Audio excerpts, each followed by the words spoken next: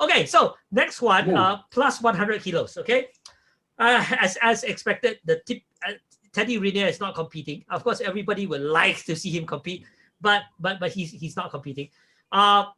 He According to me, it will be the last Olympic game for him. So he has probably, to yeah, be probably, yeah, probably yes. He starts to be tired, of course. yeah. You know, this is the fourth. The fourth. Although if he doesn't win, if he doesn't get that gold medal, then do you think he might be tempted to go for the next one in Paris because he wants to match Nomura? But he'll be old. He'll be quite old. I think it could be tempted, but I hope he will not do. Because an athlete should understand when it's time to stop. Yeah, and yeah. Of course we are talking about an absolute legend of the sport, not only of the judo, of the sport. We are talking about a legend of the judo and of the sport, and he has so many other things to do that to I don't know, work again. Judo is a hard sport. It's not so easy to say, okay, I will go on for other 4 years. 4 years is a life. Is a lifetime. And frankly, if you see his performance from let's say 2016 to now, let's face it, he's already on the decline. Let's be honest, Yes. I mean, he's still the top player. He's still, of course, a top player, but he's already on the decline compared to his peak. Yeah. Of course. And the problem is that the scariest opponent for Teddy Riner is Teddy Riner. And I tell you why. Because since a long time he had no opponents. Yeah, no opponents. Yes, nobody who was able to give him some. Yeah, it's nobody. Nobody even close. But the interesting thing, of course, and in judo, we all know that it's necessary to improve yourself day by day. So without any stimulation, he slowly goes down. And the lowest peak we had in Paris when he lost against Kagehura. Kagehura is a fantastic player. But we all know that Riner is stronger. But we saw a Riner. Let's put it this way. Riner in his peak, when he was at his peak, when he was throwing big Uchimatas and big Osoto, would have killed Kageura in his peak, because Kageura is small. Kageura is small, right, relative to Riner. In his peak, I don't think Kageura could have stood up to Riner, because Riner would have just thrown him with Uchimata or Osotogari. But now Riner is not so explosive anymore. He's not so explosive. As Uchimata looks not so convincing anymore.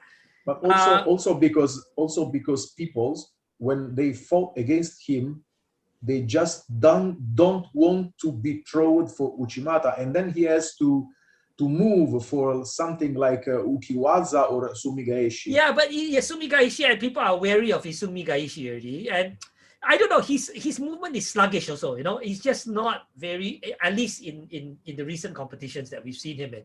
He's been a little bit sluggish. So I don't know. He obviously he's training up for the Olympics, and he might be very different then, because he's really motivated to match Nomura. But Teddy Riner. But the other thing is that if you want to talk about the plus 100 kilos division, to me in the past, it was a very boring division, because it's full of fat men who are very slow. It used to be. And then you started having minus 100 kilo players move into that category.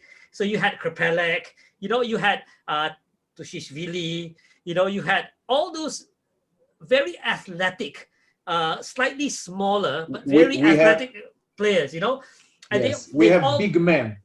Now we have big men. Not fat men, but big men. Big men, muscular men, and who are athletic, and unfortunately, at the time when a lot of these started to migrate into plus 100, including Hank Grohl, You've got Tushishvili, and Roy Meyer, all these very athletic guys, not so big size, but athletic guys.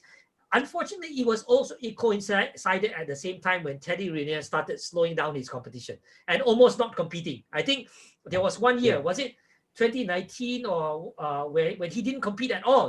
There was one year he didn't compete at all. And so at a time when the people who could challenge him appeared on the scene, he didn't really fight them. He didn't really fight them because he started disappearing from competitions. If he had been active during that time, he would have really been challenged, And I think if that had happened, he wouldn't be sluggish. He would have been at the top of his game because all these guys would have challenged him, But he started disappearing from competitions during the time when it started getting very competitive. Yeah. So I agree with you. I don't know if I don't know. I have I have the idea that he got some injury. That's why he disappeared. No, I don't think so. I don't think so. When I speak to people, they say it's not that. It's his strategy. I don't know what's the rationale behind the strategy. But what I tell you is that when I speak to the French people, right? When I was in Baku, I happened to sit in a bus next to Stéphane Trenou, who was the head coach at the time. And I when I speak to him, he said, Teddy Riner has his strategy. I asked him, was it because of injury? He said, no. I mean, he might have some small injuries, but this is his choice. He decided, look, this is my strategy. And we went, they agreed with it. His coaches agreed with him to pursue this strategy. So he must have had his rationale for this strategy. But they were totally convinced. They said, Teddy Riner, no problem. When he wants to win, he can win, which is true, but at the same time, we've seen he can be beaten. Kageura showed that. He can be beaten, and I don't know. We'll know in the Olympics whether his strategy ultimately proved to be the correct strategy. But if you ask me right now, I don't think it's the correct strategy. I think he should have competed more. But who am I to say? He might end up being. Of course, being right, Of course, only time will tell us what's the correct strategy. But as I told you, the main opponent of Teddy Riner is Teddy Riner, and so I agree with you. I agree with you that he has to compete more. Maybe not so much, but more because he has to maintain his contact with the. Well, with the new crop of challengers, I mean, it would have been good for him to have fought Kageura more times. It would be good for him to fight with Tushishvili more times, I think. But who knows? Maybe his thinking is that, scarcity, don't give them so much exposure to me. Maybe that's his thinking, I don't know. But maybe. I don't know. We'll see. I don't know. According to me, he had some injury, but I don't think so. Nobody told you. Nobody told to anybody. No, because I did ask. I think besides Stéphane Trenou, I think there were one or two more French coaches I spoke to, and they said, no, it's really not because of injury. Yeah, he might have some small injuries here and there, but the main reason is strategy. It's not injury. So anyway. We'll see if he might very well just win. Yeah. But okay, so in the World Championships, of course, the top guy is Bashaev from Russia, who is impressive. But I tell you, between Bashaev and Kageura, that would be super interesting. That'd be super interesting. Yeah. It's hard for me to choose between the two, because I love Kageura's style of judo because he's explosive. He drops under. He does very nice drop techniques, and the same as Bashaev. Yeah, they have quite the same attack system. Kageura a little bit smaller, huh? A little bit smaller, is he? No. I think Bashaev is smaller than. Oh, really? I think so. Yes.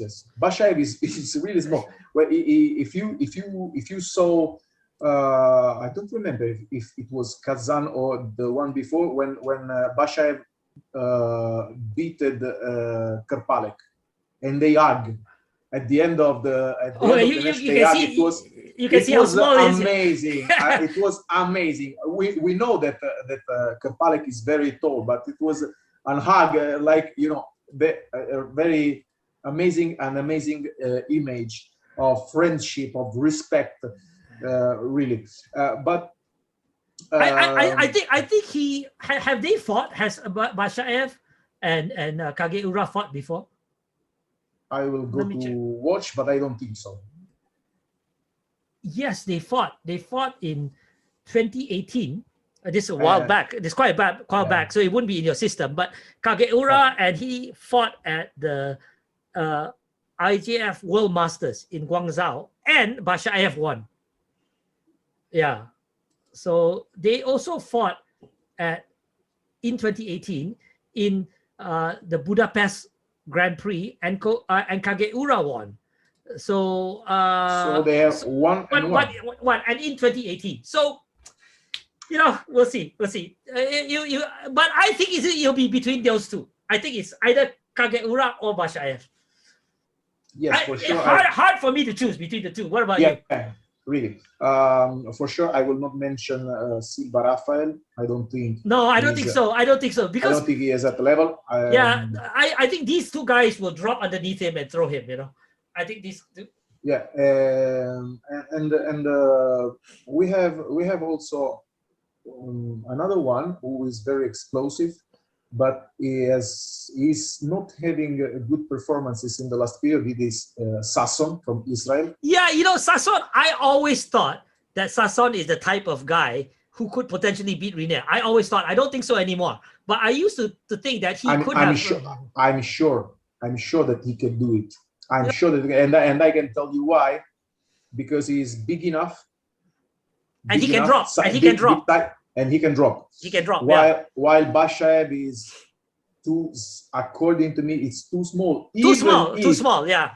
Even if you have to remember that the black beast of Riner, it was not Riner this time, but it was Jean-Sébastien Bonvoisin, that he was very short and Who's very... Who's that? Bonvoisin, Jean-Baptiste Bonvoisin, a French guy who when Riner was in his peak, beated him in the French team championships. But this is a secret. Don't tell to anybody. Wasn't it last year, right? Last year. No. It was a long time ago. But the kind of people who gives some difficulty to him is the short and I see. And yeah, but when you speak of team championships, I think recently, it was just last year, in the French team championships, Riner lost to some French guy, a not so famous one. Do you know about that? Yeah. I don't know this. Yeah, he lost to a French guy in the French team championship. I think it was some kind of club championships in France. But I tell you that if I was that guy, and it can, okay, now we laugh. It was a Shido win. It was a Shido win. It was we laugh a little bit. We laugh. Yeah. And then image, I fight. I am nobody in the plus 100, and I fight against Riner in a sort of competition. And okay, two different situations. I score him Wazari. Yeah. Okay. Then I can, I have to run away. According to me, I have to run away because he killed me. But what if I score Ippon? In that moment, I will not say. I not say even yes, nothing. Quiet, poker face like that. The referee gives me the victory, and I bow to him, and I shake his hand with the poker face, with no emotion at all. Then he steps away from the mat, and I bow to the crowd, and I will never compete again. Let me tell you the name of the guy. I just found it. It's actually in 2020. Time flies. I thought it was last year, but it was in October 2020 when at the French team championships, Riner lost to a player named Joseph Terhek, who I'm not that familiar with. Terhek. Yes, I know him. Okay, so he lost by 3 shidos. It got Hansuko Make. It was a team championships. So finally, the 2020 was not the year of Riner. Yeah. So, but he was not in shape. Completely not in shape. So let me ask you, Bashaev or Kageura? I bet on Kageura. Me too, actually. But very hard to say. It's very hard. It's very hard to say. if I had to choose one, maybe I would say Kageura, but it's so close that Bashaev could do it. I mean, in terms of number, we have 7,693 performance point for Bashaev, in front of 6,219. So it means about 1,500, while Kageura has 5,860 performance and 4,774. So it means 1,000 of performance difference. But as always, Bashaev fought the last competition all. And Kageura doesn't fought a lot. I think his last competition was, I tell you. Was it the Paris Grand Slam?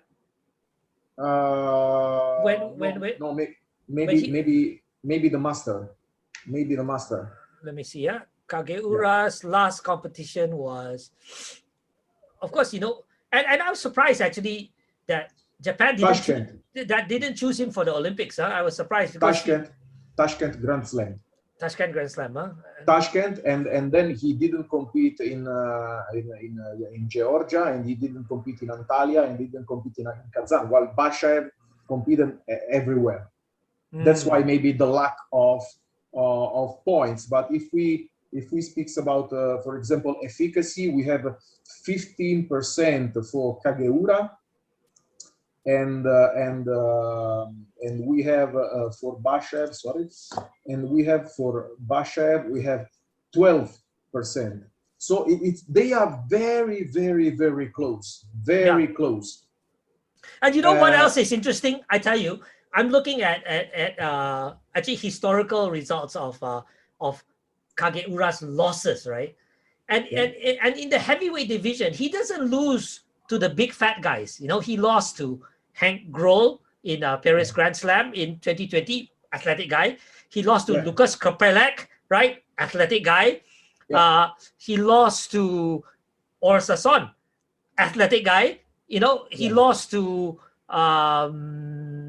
Bashaev, athletic guy. He lost to Tushishvili, athletic guy. So he's not losing to the big fat heavyweights. He's losing to the athletic guys. Yeah, because when he has time to organize his attack, he is very efficient. Yeah, he's just too fast for the big fat guys, Yeah, but we have to remember that he has no other goal than the world championship. Because in the Olympics, he's not going to the Olympics. Harasawa is going, right? Yes. But it doesn't mean he has not the goal to do something, but he's free with his mind. He's free, and of course he can have a periodization, a specific periodization for the world championships, because after this he finished. True. This is when we speak about the world championships, for him is the goal. Then, for example, for Bashaev is a test match, because Bashaev will go. Yeah, true. That's one way to look at it. Yeah, true. It's different, the condition in which they arrive. Yeah, the mental state also. Yeah, the mental state is different, and also the body state. Yeah, because if you build your shape for the world championships, you are in shape there. But if you build the periodization for the Olympics, 1 month before, you just finished the special load, and you have to go inside the specific periodization. Yeah. So it means you are a bit, you're a bit full. You are not. Yeah. Maybe then everyone react in a different way, and of course everyone react mentally in a different way. We have not to we are not to disconnect the brain with the body, because true. Mental power is the biggest power we have. Yeah, I mean, if you talk about periodization and so on, I tell you, if you look outside the sport of judo, right, and you look at Lance Armstrong, right, of course he's disgraced because of the drug, the performance enhancing drug scandal and all that. But if you look at him, I mean, he's a clear example of periodization, right? His only goal is the Tour de France. That's the only thing that matters. Everything else that he takes part in, he gets third place, he gets second place. He doesn't care. It's all just a build-up. Training. It's all a build-up for the Tour de France, and even in the Olympics, I think, which is such a big thing, right? Olympics, he didn't win the gold medal in the Olympics. For him, it was the Tour de France. That's all that mattered, and, yes. So the same, kind of, the same. Yes, the same thing we said about maybe about Ono. Maybe I agree. I think Ono doesn't care about the World Championships anymore, and Teddy Riner doesn't care about the World Championships. Obviously, he's got 10 gold medals already. So for him, World Championships, there's nothing. It's Olympics. He's winning. It's like a glass of water.